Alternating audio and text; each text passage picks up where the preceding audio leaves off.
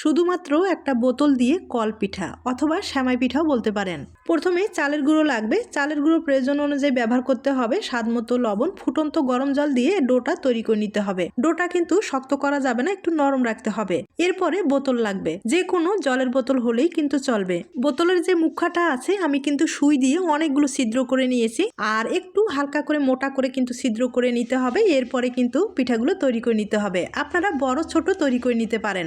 এরপরে ভাপ দিয়ে দিতে হবে। ভাপ দিতে বেশি সময় লাগবে না, 30 সেকেন্ডের মতো সময় লেগে যেতে পারে। আপনারা কিন্তু ভাপ দেওয়ার পরে এভাবে খেতে পারেন, গুড় দিয়ে অথবা তরকারির সাথে খেতে ভালো লাগবে। আমি এই পিঠাগুলো রোদ্রে শুকিয়ে নেব। রোদ্রে শুকার পরে আপনাদের তেলে ভেজে দেখিয়ে দিচ্ছি। আর এই পিঠাগুলো রোদ্রে শুকার পরেই আপনারা দীর্ঘদিন পর্যন্ত সংরক্ষণ করে খেতে পারবেন। এবার আমি কয়েকটা পিঠা তেলে ভেজে দেখিয়ে দিচ্ছি। তেলে ভাজার পরে সামান্য পরিমাণে একটু গুড় ছড়িয়ে দিলে পিঠাটা খেতে ভালো লাগবে। রেসিপিটি ভালো লাগলে অবশ্যই বাড়িতে একবার হলো ট্রাই করে দেখতে পারেন।